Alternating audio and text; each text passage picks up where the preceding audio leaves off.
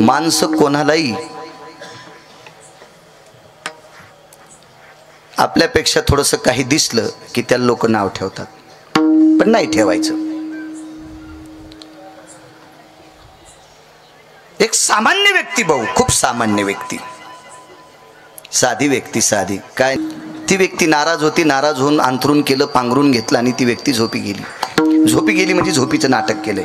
काय त्यांचा महिमा सांगतं, झोपीचं नाटक आहे. आपण झोपी गेलेला माणूस एका हाकेत, दोन हाकेत, फार गाढ निद्रा असलं तर तिसऱ्या हाकेत उठतो. नाहीच हाक मारली तर ढकलल्यावर उठतो. पण झोपीचं सोंग केलेलं इकून ढकलल्यावर इकडे अंगाडावर पडतो, तिकून ढकलल्यावर इकडे अंगाडावर पडतो. झोपीचं सोंग केलेलं.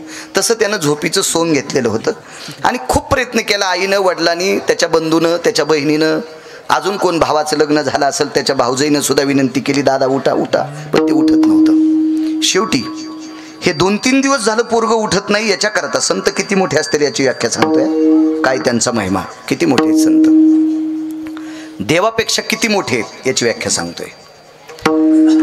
शेवटी 2-3 दिवस त्याच्या वडिलाचा चेहरा पडलेला होता, नाराज होते. शेवटी वडील आहेत महाराज. वडील ज्यांच्याकडे कामाला होते त्या मालकानं त्यांच्याकडे पाहिलं. म्हणले, का हो तुमचा चेहरा 2 दिवसापासून नाराज आहेत? नाही मालक, मी काम कमी करतो का? नाही म्हणले, काम तर तुमचं रोजचं जसा हात आहे तसा तुम्ही करतात, फक्त मला तुमचा चेहरा प्रसन्न वाटत नाही. याचा अडचण काय?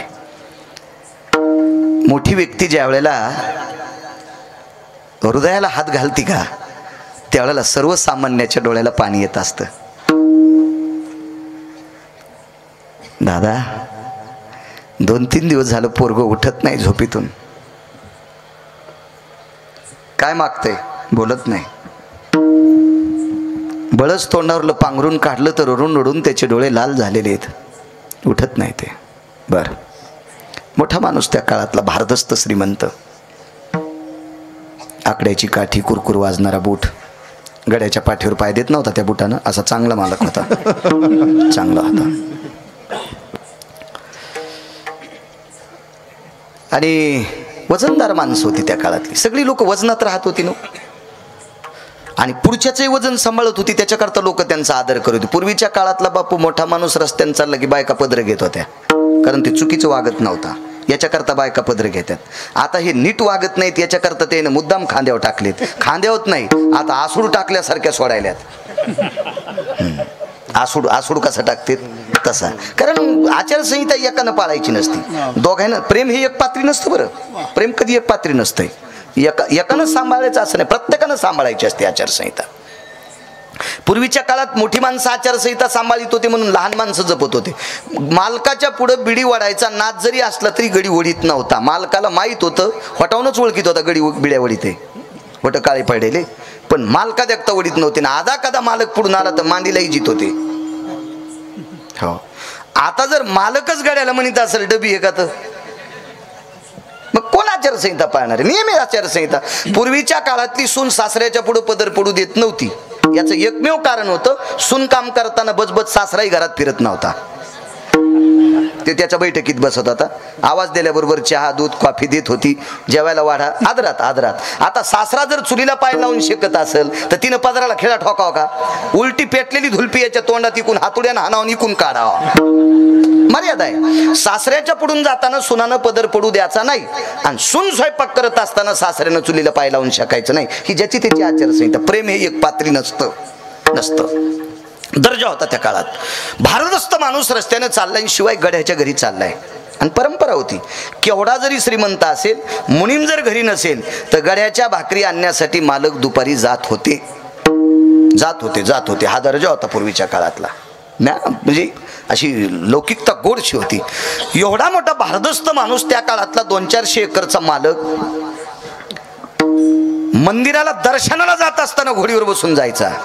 पण आज गड्याची तर पायी पायी चाललाय. पाहू, आवाज दिला, अरे घरी आहेत का?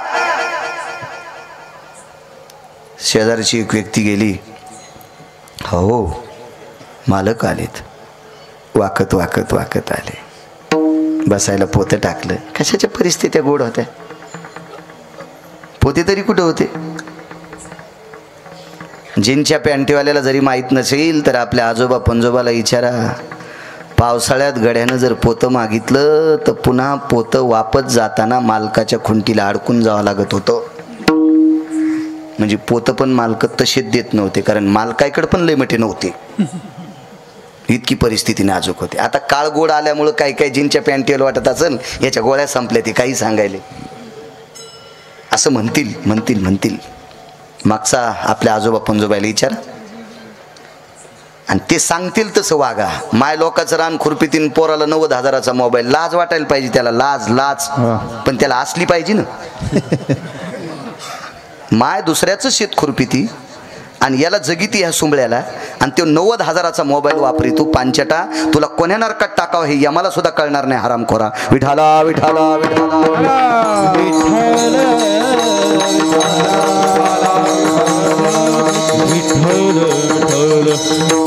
बसायला पोतं टाकलं. मालक आलात. हो म्हणे. कुठे मुलगा? झोपलेला आहे. जवळ गेले. अरे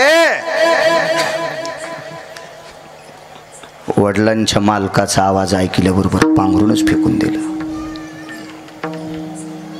काय काम हे 3 दिवस झालं झोपलास? काय काय अडचण काय? नाही मालक. नाही म्हणजे काय? बापाला सांगत नाही, माईल सांगत नाही. काय अडचण काय तुझी? पाहिजे काय तुला? रडू लागलं.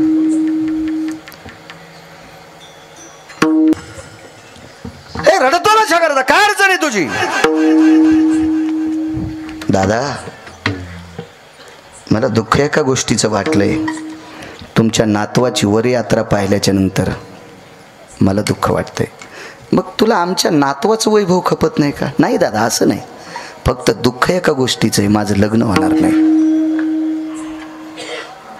400-450 एकर जमीन महाराज. त्या मालकानं पाठीवर थाप टाकली, हृदयाशी धरलं आणि विचारलं, का लग्न होणार नाही तुझं? तू गरीबाचं पोरग आहे म्हणून? कोण म्हणतंय तुझं लग्न होणार नाही? नाही होणार. का? लग्न करण्यासाठी विटेवरच्या मालकानं जो पुरुषार्थ दिलेला असतो तो पुरुषार्थ मला दिलेला नाही. याच्याकरता माझं लग्न होणार नाही. ठीक आहे. मग असं पांघरून घेतल्यानं तुझं लग्न होईल का? नाही म्हणे. नकोस वाटतंय. काय करावंसं वाटतंय तुला? काही नाही. मी तुमच्याकडे कीर्तन झालं, त्या कीर्तनात मी ऐकायला बसलो होतो. त्यावेळेला त्या महाराजांनी सांगितलं होतं की हा नरदेह दुर्लभ आहे. नरदेह दुर्लभ. 14 गोष्टीपैकी सर्वात कोणती दुर्लभ गोष्ट असेल तर ही शरीर. आणि हे शरीर मिळाल्याच्या नंतर 2 नंबरचं दुर्लभ काय? तर संतांची भेट. मग हे दुर्लभ शरीर हे प्राप्त झालंय आणि आत्महत्या केली तर पुन्हा भेटणार नाही असं एका पवित्र वक्त्यांच्या मुखारविंदातून ऐकले. याच्याकरता आत्महत्या करा वाटत नाही, पण तोंडही दाखव वाटत नाही. करू काय? एवढ्या मोठ्या दर्जेदार व्यक्तीने विचारलं, तुला कशा करता दुःख नेमकं काय? काही नाही म्हणे. बघा ना किती थाटा माटात वैभवात संसार थाटतील सगळ्या गोष्टी. मला नाही थाटता येणार. म्हणलं असू दे, तुझा काही दोष आहे का? तो माझा दोष नाही, पण लोक हसतील. नाहीत हसणार. जी माणसं तुला हसतील का तीच माणसं तुझ्या नावानं भजन करतील. त्या व्यक्तीला असं वाटलं माझं वय लहान असल्यामुळं मोठी माणसं माझं सांत्वन करायला लागलेत, मला दुःख होणे याच्याकरता चोमळायलेत. पण ती लोक तशी नव्हती भाऊ, अधिकारी लोक होती. त्यांनी सांगितलं, ज्या लोकांनी तुझी चेष्टा करतेत, तुझी निंदा करतेत, हीच माणसं तुझ्या नावाचं भजन करतील, तुझं नाम गातील, तुझं वर्णन करतील. कसं शक्य आहे म्हणे दादा? आईला कळालं त्या दिवसपासून आई सुद्धा मानित नाही, वडील मानित नाहीत, भाऊ मानित नाही, बहीण मानित नाही, नातेवाईक मानित नाहीत. मित्रानं सोडून दिलं. तू किलिंबे आहेस, तुला पुरुषार्थ नाही, तू आमच्यात येण्याच्या लायकीचा नाही, तू कशाला आमच्याकडे येतोस? ते श्रीमंत भारदस्त व्यक्तीनं सांगितलं, आपल्याकडे ये, आपल्याकडे. ते म्हणले, किती दिवस तुमच्याकडे ठेवता? मी मरेपर्यंत माझ्याकडे ठेवील आणि मी मेल्याच्या नंतर माझ्या वंशातल्या लोकांना सांगेल, हा मरेपर्यंत याला सांभाळा, आजपासून आई बाबाकडे जायचं नाही. आणि त्या दिवशी वडील ज्यांच्याकडे काम करत होते त्या श्रीमंत भारदस्त व्यक्तीनं घरी नेलं. गळ्यात तुळशीची माळ, गोपीचंद, पंढरीची वारी करणारा महिन्याचा वारकरी महात्मा. आणि त्या वारकऱ्याने किलिंबे व्यक्ती, सोप्या भाषेत सांगतो नपुसक व्यक्ती, घरी नेली. काम काय करायचं? करायचं दादा तुमच्याकडे? काही काम करायचं नाही माझ्याकडे एकच काम करायचं. मी आंघोळ करायच्या अगोदर तुझी आंघोळ झाली पाहिजे. माझी आंघोळ व्हायच्या अगोदर ताटात मंजुळा घेऊन तू पाहिजेस. माझी आंघोळ व्हायच्या अगोदर गावरान तुपातला काकडा भिजलेला तुझ्याकडे पाहिजे. आणि माझी आंघोळ व्हायच्या अगोदर तू मारुतीरायच्या मंदिरात हजर पाहिजे. माझी आंघोळ व्हायच्या अगोदर तुझं मंदिर झाडलेलं पाहिजे. माझी आंघोळ व्हायच्या अगोदर टाळ विना पक्वात तू सतरंजी टाकून तिथं ठेवला पाहिजे.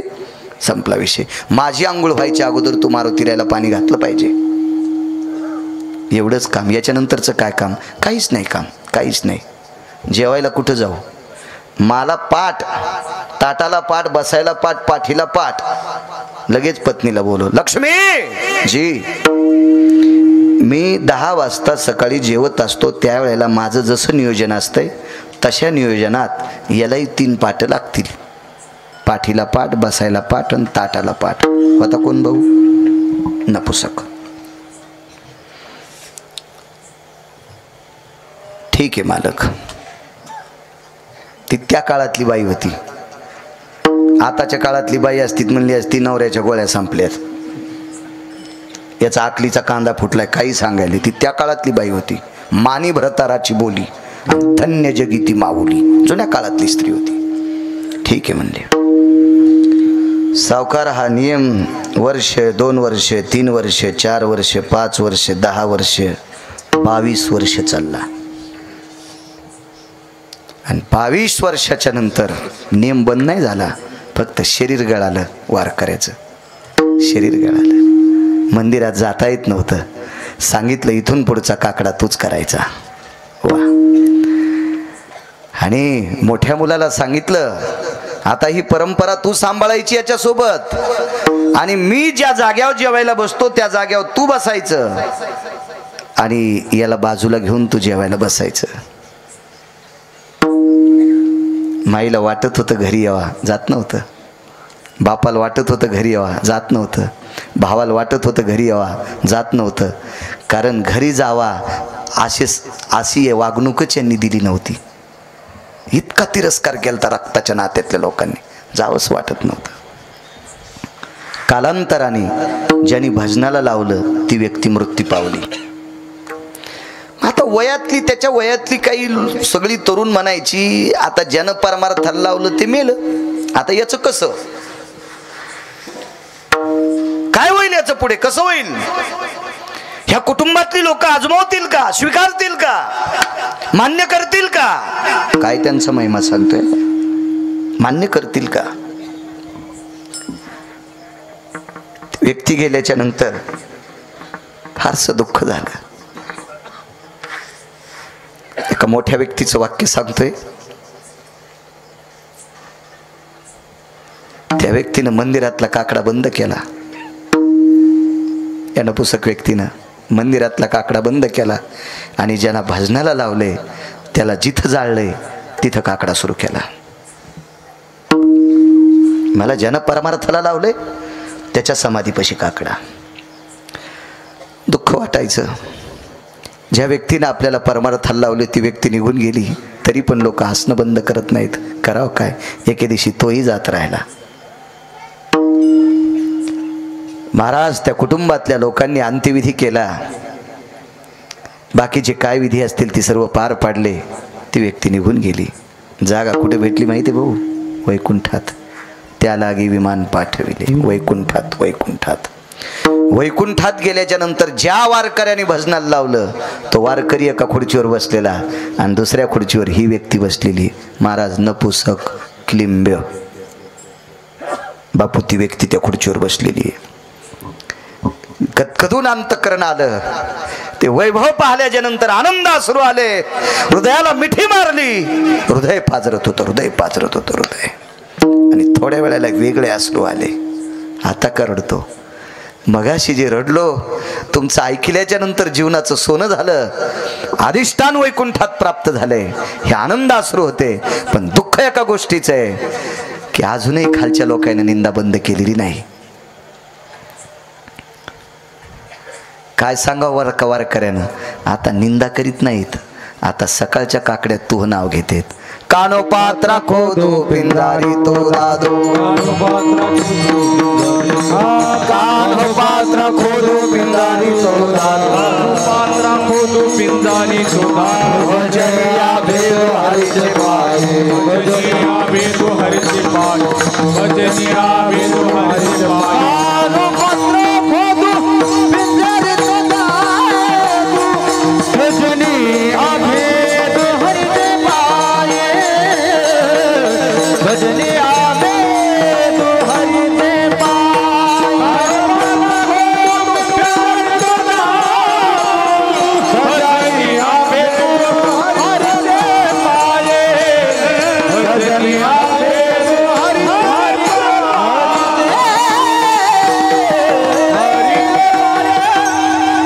महाराष्ट्रात नव्हे पृथ्वीवर ज्या ज्या देशात वारकरी संप्रदायाची परंपरा आहे त्या परंपरेत हा अभंग घेतल्याशिवाय काकडा पूर्ण होत नाही. सावकार अभंग काढू शकत नाही कोणी बाजूला. एखादा जर म्हणला या अभंगामध्ये त्याचं नाव आहे खोदू पिंजारी तो दादू भजनी आभेदू हरीचे पाय, हाय का बापू हिम्मत कोणाची अभंग बाजूला करायची? पंढरपुरातला मालक इतका हानीन हा इंचभर जागा ठोचा नाही लाल करायची, कारण त्याला आवडेल महाराज, त्याला आवडे. दृष्टांत संपला. आईनं बापानं कुटुंबातल्या लोकांना वाळीत टाकलेल्या माणसाला वारकरी संप्रदायातल्या आधारीव लोकांना त्याचं नाव घेण्यासाठी भाग पाडते. काय मोठी व्याप्ती संतांची असेल. किती पैशावाले एका जागेवर आल्यावर त्याला या पदाला आणलं असतं, आणता आलं असतं सावकार? ही फक्त संतात ताकद आहे. वैकुंठात गेल्यावर यमधर्म जवळ आलाय. यमधर्माने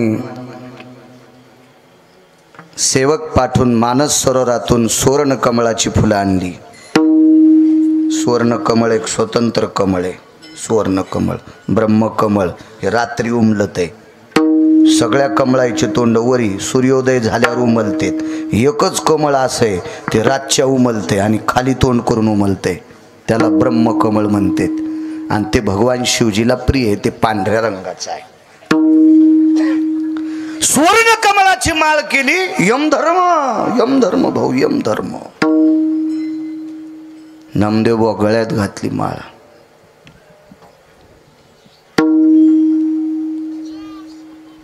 ते खुश नाही झालं ते पोरग.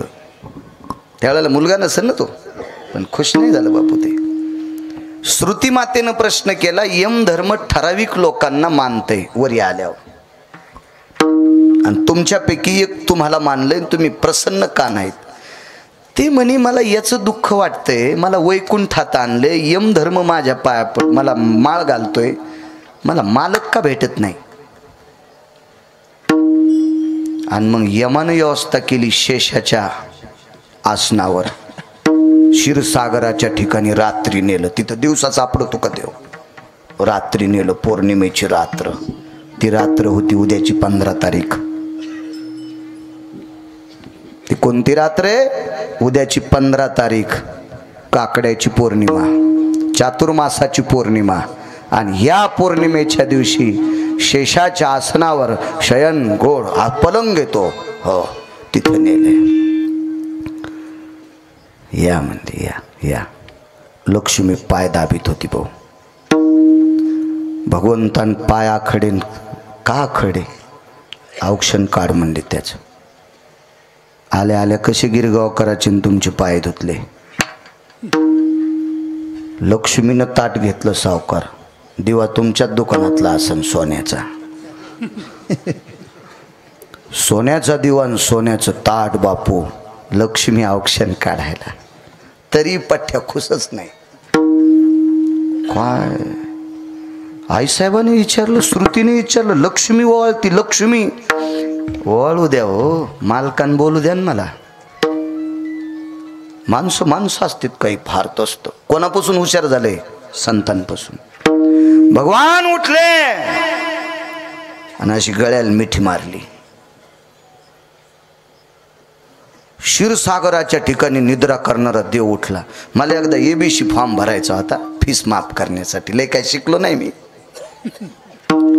पण ते ABC फॉर्मवर सरपंचाची सही शिक्के असले की ते जरा फीस माफ होत होती. आमचं सरपंच गेलं कुठंतरी फिरायला आणि उपसरपंचाकडे शिक्के ठेवून गेलं. मी त्याच्याकडे गेलो तर असं गेलतो सकाळी 7, 7:30, 8 वाजता. इतकी उपसरपंचाची बायको वसकली माय. कळतं का रे म्हणले तुम्हाला, थोत्र घेऊन चालतात पहाटच आणि 8 वाजता पहाट असती का?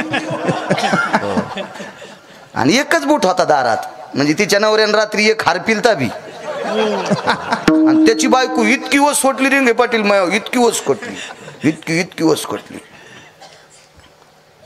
उद्या येतो उद्या. आता ती जिती बाई, मला आता आरुतुर बोलत नाही. मी तिला जिजी म्हणत असतं. म्हणलं जिजी बरं आहे का आता? माय जाऊ द्या, माय मागचं काढूत नका मला.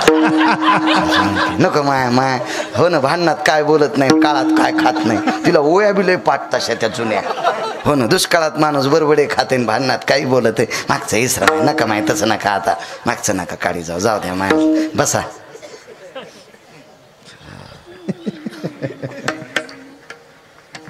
दोन 3 शेळ्या लेंड्या झाडू लागली. इतकी वसकोली भाऊ.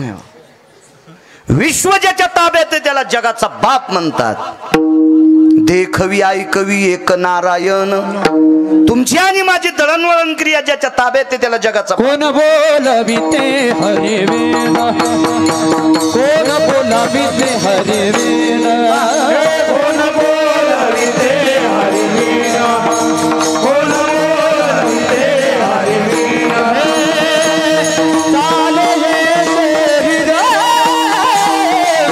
कोणाचे असते,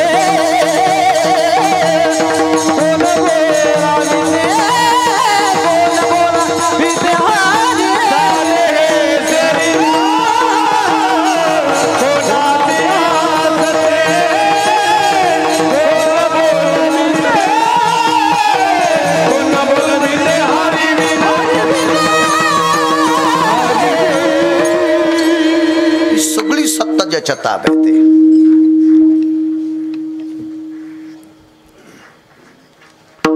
एक जण म्हणला आपल्यासारखं कोणाला गाताच येत नाही, आणि सकाळच्याला तुटीच बंद केली. लगेच पेपरवर आलं, व्हॉट्सअपवर, आदरणीय माननीय सन्माननीय हरिभक्तीपरायण गिरगावकर गेले. मी त्याचं कशाला नाव घेऊ, आहे का नाही? आणि लगेच एक जणांनी टाकलं, गेले दिगंबर. यायला तर जमत नाही बाबा. हे तो कोणाला ती टाकायले, अरे लायकी आहे का ते कडवं टाकायची कोणाला बी? विठाला विठाला. अहो इथून आपण घरी जायचो का न जायचो, ज्याच्या हातात आहे त्याला जगाचा बाप म्हणतात. रातच्या उठलाय, रातच्या बाईन 3दा वापस केलं तुम्हाला. तिनं वापस केल्यावर पुन्हा शाळा सोडून दिली. नकोच म्हणलं, जाणत नको. हो नाही, तिच्यामुळे नाही सोडी, दुसरेच कारण होते. उगा कशाला तिच्या नावानं खडे खायचे बिचारीच्या. असते ज्याच्या त्याचा प्रारब्धाचं ललाटीचे लिहिले न पुशे काय. आता काय ज्याच्या नशिबाचा जोर त्याचा कोणा खांदी चोर. आता काय कमी. पण मग ऐकायचं नाही रे, तुम्ही शाळा शिकाय खजिने हो. हो गिरगावच्या बाळ्याचं धकलं न शिकताना तुम्हाला येड्यावानी होईल, पोटाने खावं लागतील. तुम्ही शिका चांगलं. हो शिक्षण, अरे शेती बी शिकल्याशिवाय करता येत नाही. हो कोणतं बी देईन ना घुसडून ते. हो काही बी त्याचं काय वेळ आहे का? हो लेकराला 5 ते 10 औषध तुरीव टाकायचं, 5.5 ml. आमच्या गड्यानं टाकलं. हो तुरील शेंगा नाही आले, फार शेंडे जळाले 3 पाट्याचे. म्हणजे औषधाचे पैसे मातीत गेले. आणि म्हणलं असं कसं? ते म्हणला मी यानं टाकितो का? म्हणलं 8व्यान टाकशील तू, तुला माहिती आहे का याच्यात? अरे म्हणला मग काय शिक्षण हो काय असं होत असतंय. असा येडगळगडी माझ्याकडे नाही, पण तुमचं तसं होईन म्हणून सांगायलो. माझ्या गोळ्या संपल्यात का इतका नालायक गडी सांभाळायला मी. विठाला विठाला.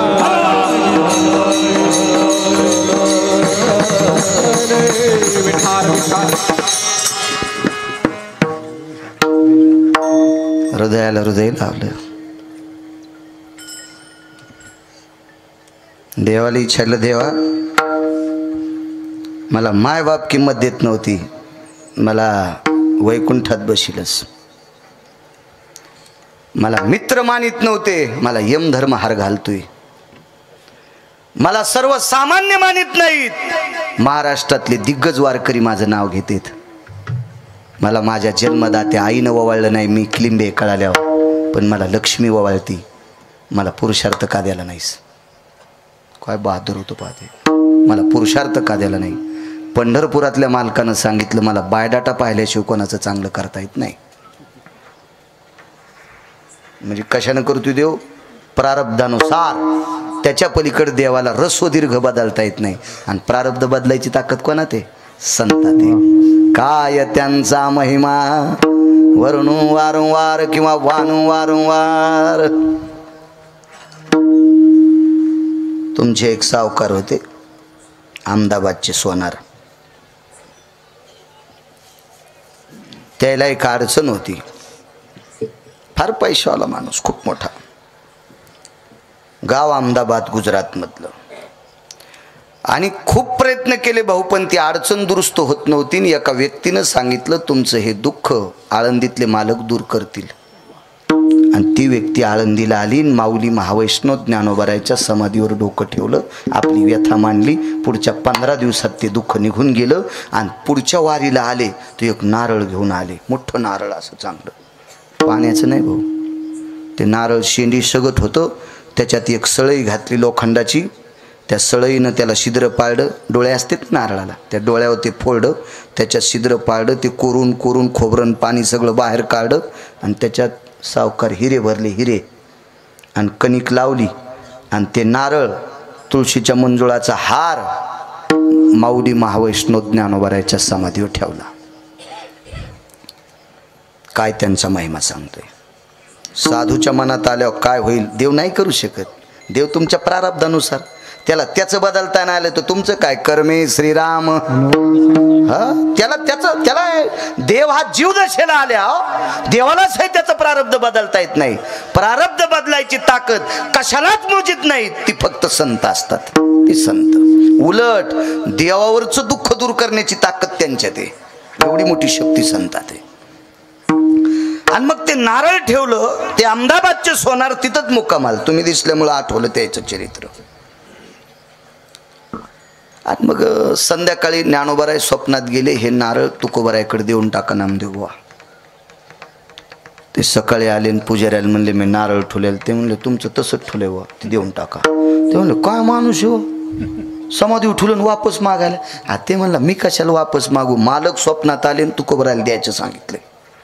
बापू ते नारळ तुळशीच्या मंजुळाचा हार देहूला पायी पायी जाऊन त्या अहमदाबादच्या सोनारानं तुकोबारायकडे बापू ते हारण ते नारळ देऊन टाकलं.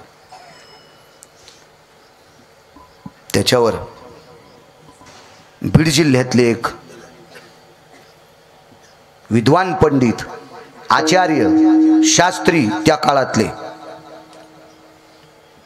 म्हणजे 400 वर्षापूर्वीची गोष्ट असेल बहुतेक, त्या काळातला विद्वान पंडित, वेदांतिक. आणि ज्ञानोबारायने त्या व्यक्तीला सांगितलं, जा तुमचं समाधान तुकोबाराय करतील. ती व्यक्ती गेली, तुकोबारायला नमस्कार केला, हातानं पगडी पाहिली, जानवं पाहिलं, गळ्यातल्या माळा पाहिल्या, विद्वत्तेचं तेज पाहिलं. आणि तुकोबारायने लोटांगण घातलं. त्याने फक्त हात जोडले. तुकोबारायने लोटांगण घातलं, लोटांगण. कारण तुकोबारायला माहित होतं कोण्या कोर्टातून आलंय. काय ज्ञानेश्वरी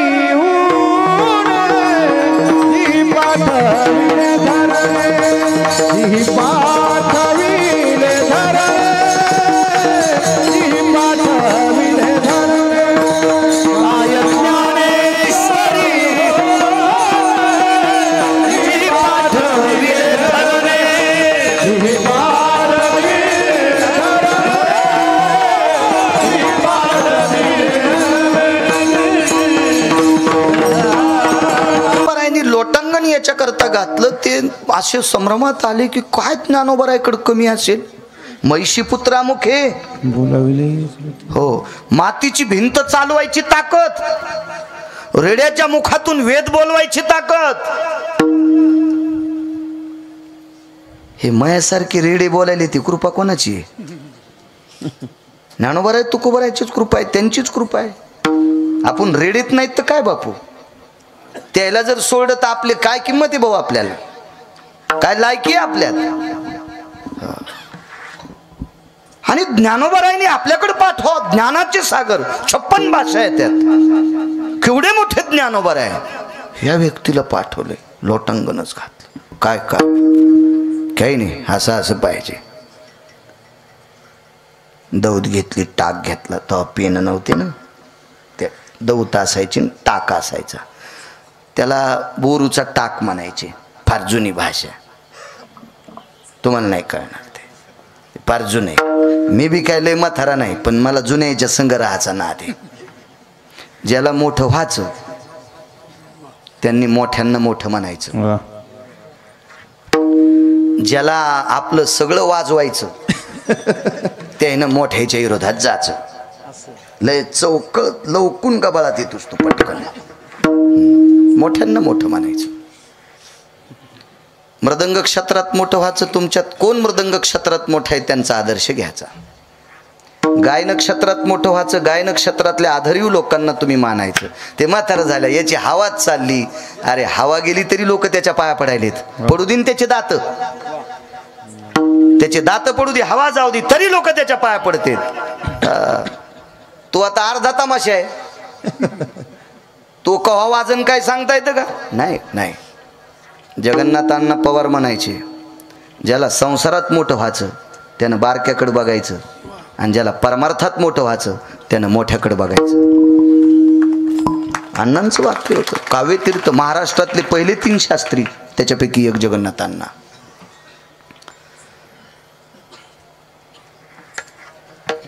ते बोरू घेतला, अभंग लिहिले. ज्ञानोबारायच्या समाधीवरचा तुळशीच्या मंजुळाचा हार, निसर्गाची ताकद आहे का सुकायची? ज्ञानोबारायच्या समाधीवरला हार ते कसा सुकन? लसलसीत हार.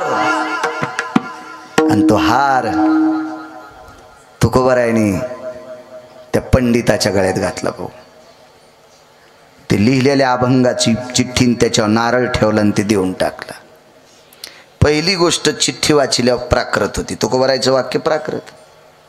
मी एवढा वेदांतिक आहे, मी एवढा पंडित आहे, मी एवढा आचार्य आहे, मी शास्त्री आहे, मला प्रचंड अस्खलित वेदाच्या भाषेत काही पाहिजे होतं, हे मराठी भाषेत. तसाच कागद तिथे ठेवला. माझ्यासारख्याला काय सत्कार करायला पाहिजे होता? साधं नारळ दिलंय, मला मोहरा हिरे माणिक द्यायला पाहिजे होते. आणि याच्यात काय होतं? साधं नारळ दिले मला, नारळ ठेवून दिलं. तुळशीच्या मंजुळाचा हारही ठेवून दिला. तुळशीची ताकद कळालीच नसेल ना त्याला. लय अभ्यास केला म्हणजे तुळस कळती वय. दिलं ठेवून ते वापस ज्ञानोबारायकडे. ज्ञानोबारायनं सांगितलं, तुकोबारायच्या कोर्टातून वापस आल्याला त्याला कोण्याच कोर्टाचे दारं उघडे नाहीत. तो यासाठी न्यायदेवता झोपली. आता निघा म्हणले तुम्ही तुरी कापायला, अजून टाईम आहे ना. आता सध्या गाठीत आहेत, कोणाच्या फुलात आहेत, कोणाच्या पापड्यात आहेत. तुम्हाला आता ते काम म्हणले, इकडचं काय नाही. ठेवून दिलं ते. त्याच्यावर 2 तासानं भाऊ एक साधी व्यक्ती आली, ज्याला आजोबाचं नाव सांगता येत नव्हतं. किती विद्वान असेल ज्याला आजोबाचं नाव सांगता येत नाही, त्यावरती विद्वत्ता किती असेल बापू? होय नामदेव बाबा, आजोबाचं नाव सांगता येईन. वडिलांचं नाव सांगायला 2-3 मिनिटं लागले. आईचं नाव सांगायला जीभ अडखळत होती.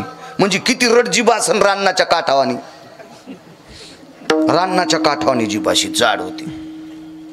आणि त्या व्यक्तीच्या गळ्यात तुकोबारायने ते मंजुळाचा हार घातला. ती चिठ्ठी अभंगाची, त्याच्यावर नारळ ठेवलं. तर हृदयालाच लावलं, हृदयालाच. आणि मग नारळ मांडीवर घेतलं आणि सांगितलं, महाराज हे मला वाचता येत नाही ना, तुकोबाराय म्हणले गळ्यातल्या तुळशीच्या मंजुळाचे पानं खायचे आणि या अक्षराकडे भाऊ नुसतं पाहायचं, नुसतं पाहायचं. आणि पाहणं डोळे कटाळले तर नुसते बोट फिरवायचे अक्षरावून, बाकी काहीच करायचं नाही. त्या गळ्यातल्या तुळशीच्या मंजुळेचे पानं खाता खाता जीभ रंभा पत्राम जिव्हा तिच्या येते. रंभा म्हणजे केळीचं पान, पत्र म्हणजे पान, रंभा म्हणजे केळी. केळीच्या पानासारखी जीभ सावकार लवचिक झाली, इतकी लवचिक झाली. अक्षराची कृपा झाली, शास्त्राची कृपा झाली आणि ब्रह्मकन्या सरस्वती मातेची कृपा झाली, वाणीच्या देवतेची कृपा झाली. प्रचंड विद्वान व्यक्ती. राहायला घर नाही. तुकोबाराय म्हणले हेच नारळ फोड आणि ह्या प्रसादान घर बांध. नारळ फोड्या भाऊ हिरे निघले. टोलेजंग वाडा बांधला. टोलेजंग छत्रपती शिवाजी महाराजांचा किल्ला जसा ते 1000 पटीनं मोठा, त्याच्यातल्या 5 पटीनं लहानसा, तसाच टोलेजंग वाडा. तसाच वाडा. नाव सांगता येईल त्या माणसाचं काय होतं तर?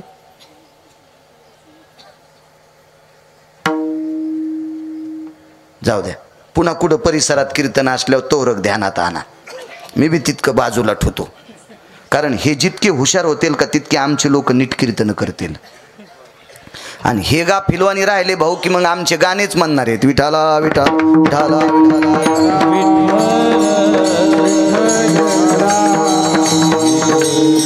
त्या व्यक्तीचं नाव होतं कोंडोजी काका.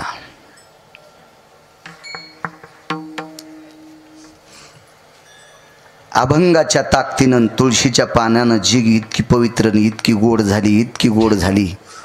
मावळात तुकोबारायचं कीर्तन, त्या कीर्तनात ही व्यक्ती बसली आणि तुकोबारायला खाली बसून प्रमाण दिलं. ते कीर्तन ऐकायला अनगडशा फकीर, मंबाजी गोसाई आणि रयतेचे राजा छत्रपती शिवाजी महाराज ते कीर्तन ऐकायला. आणि छत्रपती शिवाजी महाराजांनी सोनबा ठाकूर नावाचे पक्वादे होते, त्यांना विचारलं तुकोबारायला कीर्तनात प्रमाण देणारी कोण व्यक्ती? कोंडोजी काका. छत्रपती शिवाजी महाराजांच्या देवघरातल्या पूजेचा मान त्या व्यक्तीला भेटला, ज्याला बापाचं नाव नीट सांगता येत नाही, ज्याला माईचं नाव नीट सांगता येत नाही, ज्याला आजोबाचं नाव नीट सांगता येत नाही, ज्याला नुसतं असं साधं बोलता येत नाही, इतकी मठ्ठ जीभ. त्या व्यक्तीला अस्खलित वेदांताने वेदाचा अभ्यास झाला आणि या भारतीय संस्कृतीतला 5व्या क्रमांकाचा राजा छत्रपती शिवाजी महाराज यांच्या घरच्या देवपूजेचा मान भेटतोय. ताकद कोणाची आहे? संतांची. म्हणून त्यांचा महिमा,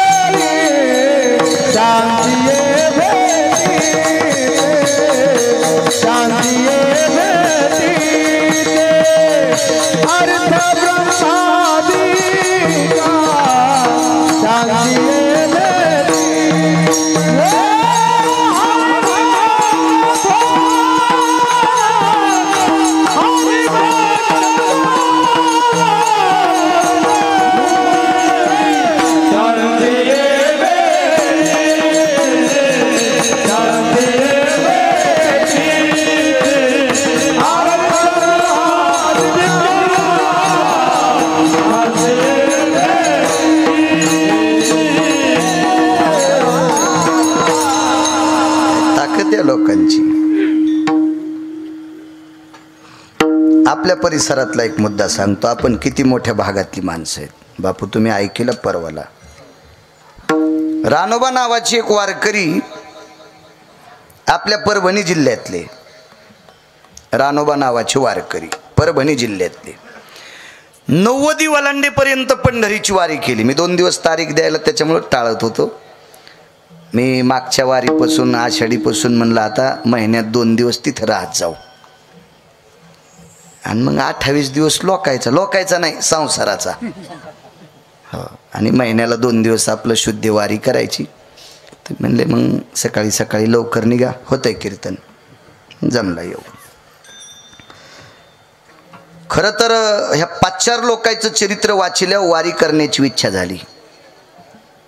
आपल्या परभणी जिल्ह्यात एवढं मोठं वय. रानोबा नावाच्या वारकऱ्याने 92 वर्ष वारी केली. 92 वर्ष. आपल्या जिल्ह्यातली व्यक्ती. नाव सांगतो पुढे तुम्हाला. वारी करून करून भाऊ पाय उलटे वाकले, गुडघे इकडे गेले आणि पंजे मधात आले. सावकार असे वाकले पाय. तर चालून चालून चालून घोट्याला घोटे घासत होते. त्या घोट्यावरचे कातडं निघून गेलं. त्या जखमा होऊ लागल्या. त्याच्यावर माशा बसायच्या, चिलटं बसायचे, थोडंसं रक्त व्हायचं, घाण व्हायची, ठसठस करायचे पाय. पण वारी नाही बंद केली. शेवटच्या टप्प्यात रानोबा वारकऱ्यांना त्यांच्या कुटुंबातल्या लोकांनी विनंती केली, किती दिवस वारी करतात, थकलात ना आता. ते म्हणले मग करू काय, आता तुम्ही आराम करा. एकच वाक्य सांगितलं, मला फुलाच्या पाकळ्या जरी 3 टाइम टाकून बदलल्या तरी हे शरीर घरी पडल्या एक दिवशी कुजणारे. मग मला वारी करता करता मरू द्या ना. काय त्यांचा महिमा सांगतोय. किती लोकांचा, या संत लोकांचा पॉवर किती मोठा आहे, अधिकार किती मोठा आहे. योग असा आला 90 वलांडली आणि एके दिवशी पंढरपूरहून गावाकडे परत येत असताना रस्त्यात असं मारुतीरायाचं मंदिर, त्या मारुतीरायाच्या मंदिरात त्यांचा मुक्काम. आणि रात्री 1 वाजता वाटसरूच्या रूपात पंढरपुरातल्या मालकानं प्रवाशाचं रूप घेतलं. आणि ज्या मंदिरात रानोबा नावाचे वारकरी भजन करून मधुकरी मागून आणली, खाल्ली, भजन केलं आणि झोपले, त्या मंदिरात रातच्या 1 वाजता त्या प्रवाशाने घंटा वाजिला. एवढ्या रात्री कोण आहे म्हणून असं पांघरण पाहिलं. शुद्ध्याची वारी, चांदण्याचा प्रकाश, थोडंसं मंदिर छोटं असेल 2-4 खणाचं, मारुतीरायाचं मंदिर, दिव्याचा प्रकाश. बघितलं तर कोणीतरी वाटसुरी उठले. कोण आपण? मी प्रवासी आहे. आवाज रे, प्रवासी, मी प्रवासी. वा, कुठून आलात? फार दुरून आलो. जेवणाची काही व्यवस्था? रस्त्यात गावच लागलं नाही दुपारपासून. 92 वर्ष संपलेली व्यक्ती तितक्या रात्री भाऊ उठते आणि खुंटीला अडकविलेल्या उरलेली अर्धी मधुकरी, अर्धी भाकरी ती काढून पुढे टेकली. खा दादा. ती भाकरी खाल्ली.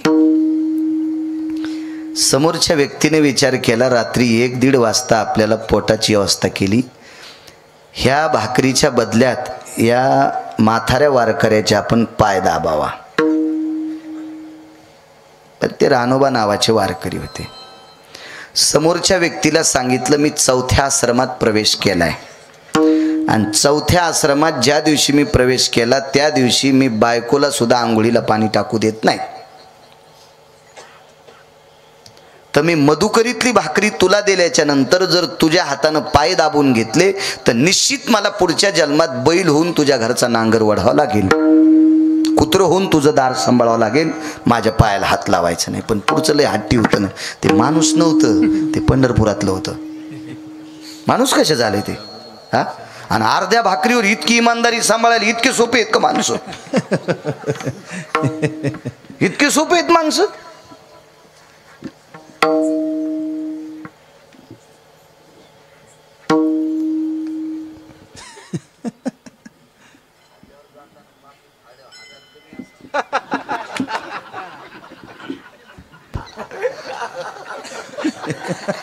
खोटं बोलतोय का?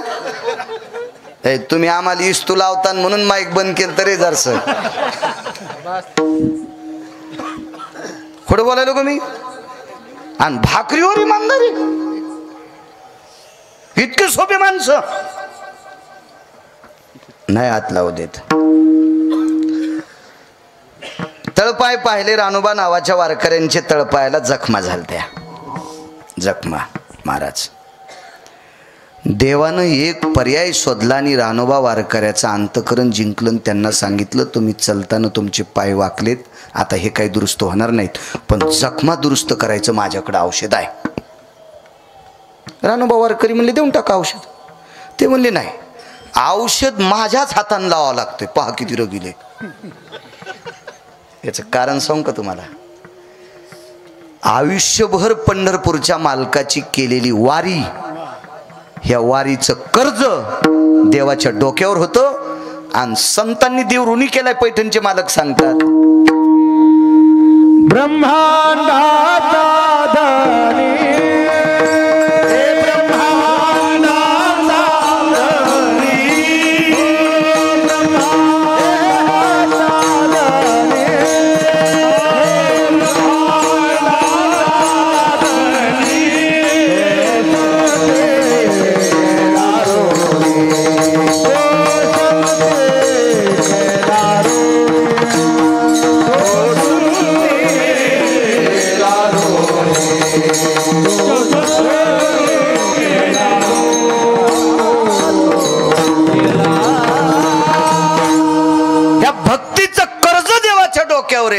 आणि ऋण फेडण्यासाठी ते काय काम करील काय सांगता येत नाही. हळू हळू फेडी ऋण धरणीय रूपे दिना, धरणीय रूपे दिना, धरणीय रूपे दिना, हळू हळू फेडी ऋण धरणीय रूपे दिना, धरणीय रूपे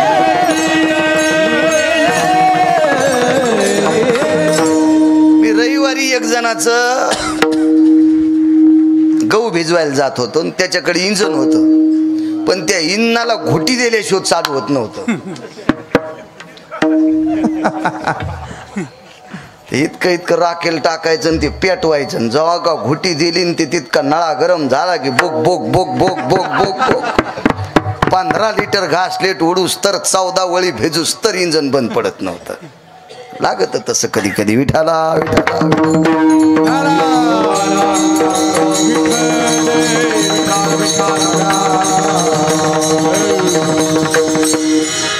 नाना प्रकारचे रूप बापू, कुठलंही रूप धरीन भाऊ ते नामदेव बुवा, आणि त्या भक्ताची सेवा करीन. नाही म्हणले द्या. तुम्हाला कसं कळत नाही वारकरी बाबा? तुमच्या हातानं जर कमी अधिक चोळण्याचं झालं, जर त्याचं रिॲक्शन झालं, जखमा जर मोठाल्या झाल्या तर मला पाप लागन ना. ते म्हणले पण मी पायाला हात लावू देत नाही ना. अहो वैद्य नारायण भावा, मी वैद्य आहे ना, डॉक्टर आहे ना. ठीक आहे म्हणले लावा. अहो त्यानं नुसतं डोळे उघडून जरी पाहिलं असतं सावकार तर जखमा नीट झाल्या असत्यानं, पण त्याला सेवा करायची होती. नुसते पाय चोंबाळले आणि डोळ्याचं पापण लवतंय तितक्या अवकाशात जखमा कायमच्या संपल्या. ते वारकरी काय साधा वारकरी थोडाच होता असा उड्या आणणार. हो ते काय असा वारकरी थोडाच होता थोतांड्याच्या नादी लागणार. हो दम नाही आपल्याकडे सपता येईल, पण लय फुटक्या कानाचे लोक आपल्या भागातले कोणाचं ऐकणार, पहिल्याचं सोडून देणार, लगेच दुसऱ्याचं सुरू. मेळ नाही मेळ नाही. आजही एखादं यायला वरत तर सांगा बाई गिरगावचे बाळू महाराज म्हणलेत, बाई ते का साधे आहेत का? बाई बाई बाई लय पुराण सांगते तर मी तसं करीनच. नाही द्वारका, नाही मंजुळा, नाही आणते का बाई, नाही चतुराबाई. असं कोण्या बाळ्याचं नको ऐकू. तू फक्त ज्ञानोबा आहे तुकोबारायचंच ऐक. विडाला विडाला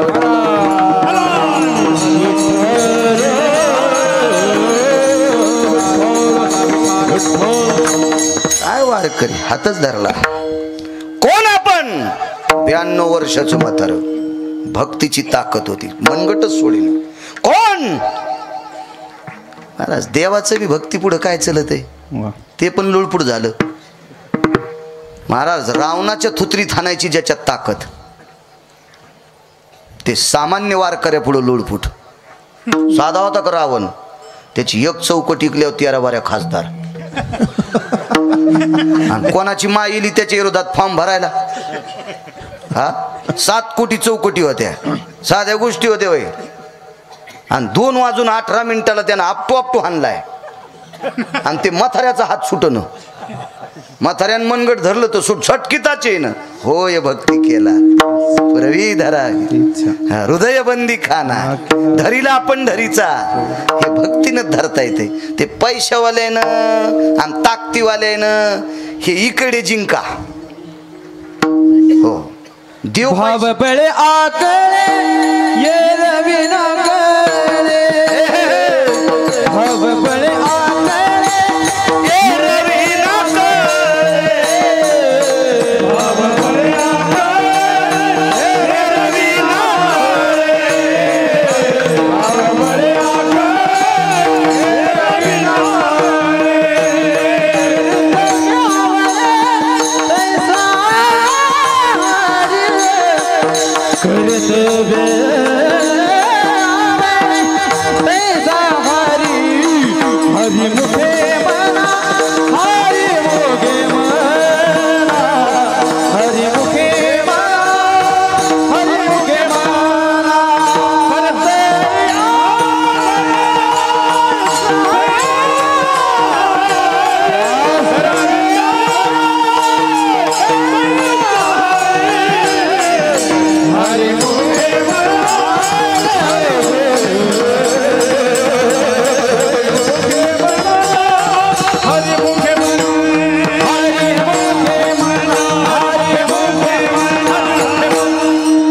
ताकद आहे महाराज.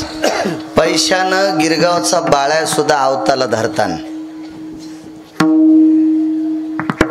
पैशानं गिरगावचा बाळू सुद्धा वॉचमन म्हणून नोकरीला लावतान. 2 लोकायला नाही लावता येत. पंढरपुरातला मालक आणि दक्षिणेचा मालक ह्या 2 लोकायला कामाला फक्त एकाच लोकांनी लावलंय. ती फक्त संत आहेत. दक्षिणेच्या मालकाला कामाला लावायला कोणाची मायवेली. उलट तुमच्या लोकांनी सांगितलं यायला घरी न्या मग पाहुण्या रावण्याला फुलं करतात. डॉक्टर लोकांनी सांगितलं ना आता घरी न्या खाऊ पिऊ घाला बबीला बोलवा बब्याला सांगा. हो वची तुर्कस्तानात दिली. हो अंतिकी अरबस्तानात दिली. तिला फोन लावा कुरिअर करा आमक करा तार पाठवा घ्या बोलून. मग कोणी अंगूर कोणी शेप कोणी काही खाय ना बाई धट होती तर वाळका आणले नाहीस. हो आणि बाईला डॉक्टरनं घरी पाठवले शेप खाऊ घालायली टाका आता बाईच्या सरनाव. हो आमची आजी बिमार पडली तिने आत्याला फोन केला. फोन नव्हते निरोप पाठीला. एकीनं काम दुसरीनं फलानं काम दिसतीनं तिसरं काम आणि मग आत्या टेकली भितडाला. हो आत्या नाही आजी. आत्या कशी असं होतं ते मोबाईलवर लोड येतो ना. हो आली हो आमची आत्या अशी गाडीतून उतरली की तिथूनच तिला दोघं धरायला म्हणलं सोडा ती कुठं पडत नाही काय नाही. हो अशी अशी इतकी रडायली बापा मला वाटलं आता आजी संग आत्या बी पेटवावं लागती का काय. इतकी आत्या अशी असं सोडून. हो मला एक जण म्हणला धरा ना. म्हणलं काय नाही धरायची येते ती.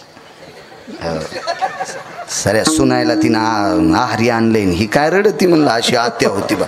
दृष्टांतातली सांगायलो. इतकी नालायक आत्याचा एवढा गिरगावकर भाषा असतो का कुठं. अशा नालायक आत्याला आत्या म्हणत असतो का मी. आत्या आली बाई मया बाईला बाळू शिरा लय आवडत होता. म्हणला आता कलही दाबती बाई. आता ओरी गेली ना आता शिरा खाती का. 8 दिवसापासून म्हणायलो आत्याला दुखायलं तर तह म्हणली बुचाड दाबायचं सोयाबीनचं. हो एक म्हणली पोराला पाहाली आलेत. एक म्हणली आमक करायचंय आणि आता आत्या भीतीला टेकल्यावर शिरा लय आवडत होता घाल म्हणलं कलही तर आत्यानं खालून जायला. अशी सारे नाटक सगळे सोंगाडे. काय माणसं बायला. एका घरी जेवायला गेलो डॉक्टर साहेबनी जेवायला गेलो. भजे कुरड्या पापड्या हे पद्धतशीर असं जेवायला. तर आम्हाला कोणी करतात ना करतं कोणी बी. जेवायला केल्यावर मग जवळच कीर्तन होतं तर मग तिथंच बसलो. तर म्हणलं आता ह्या घरच्या लक्ष्म्या जेवा ती एकच बायको होती त्याला आणि बाहेरच्या 3 जणी शेजारनी बलिलेल्या, म्हणजे 4 जणींनी स्वयंपाक केला. तर मी म्हणलं आता ह्या जेवायला बसल्या. म्हणलं जेवा बाई. हो महाराज जेवतो. हात जोडे म्यावे. म्हणलं जेव्हा आम्हाला जेव घातलं. एकीच्या ताटात भजे नव्हते भाऊ, आणि तिजीच्या ताटात डॉक्टर साहेब भजे नाही, ती यजमानाची बायको होती, म्हणजे ज्यानं जेव घातलं त्याची बायको. तर मी हळूच करून म्हणलं दादा आम्हाला लय भजे वाढे, तुमच्या मंडळीला उरले नाही. नाही म्हणे महाराज ती आता भजेच खात नाही. म्हणलं कस काय? ती तळतानाच खाती. काय बाई म्हणलं बापा, वा म्हणलं काय माय माय म्हणलं, वा वा अभंग इकडे लावायला पाहिजे हिला. काय त्यांचा माय बा. एक घरी जेवायला गेलोत, आताशी कीर्तन सुरू झाले. अहो चांगलं सांगितलं. असे बसले होते जसे तुरुक पिराला कापायला न्यायचे. 2 तारखेला जसं यायला कापायचे परभणीला, असे बसले होते माणसं. विठाला विठाला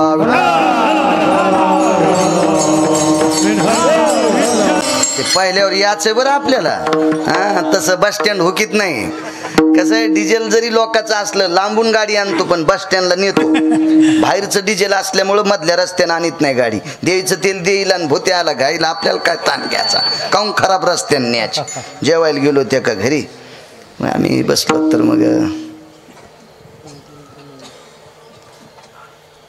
ते म्हणले महाराज चहा घेतान का? म्हणलं घेतान का? म्हणलं आता काय आवडच काम, जालनापुरीचा आग्रह सगळा.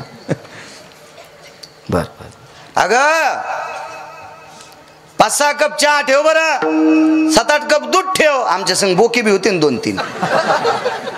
हो होते 2-3 बोके. त्याच्यात 1-2 पुन्हा कपात पेत नव्हते. मोठा तरातरान आमच्या संगच्याला मी विचारलं कपात काऊन पेत नाही? म्हणलं मी काशी झाली. ज्याच्या संग काशीला गेला त्याचे तिकटाचेच पैसे दिले नाही, त्याची काशी केली, आणि पुन्हा कपात चहा पेत नाही. किती रुमण्यानं हाणायला पाहिजे दात पडूच. तर काय नाटकच सगळे होय. ह्या संप्रदायात नाटक नाहीच चलत हो. येत नाही खोटा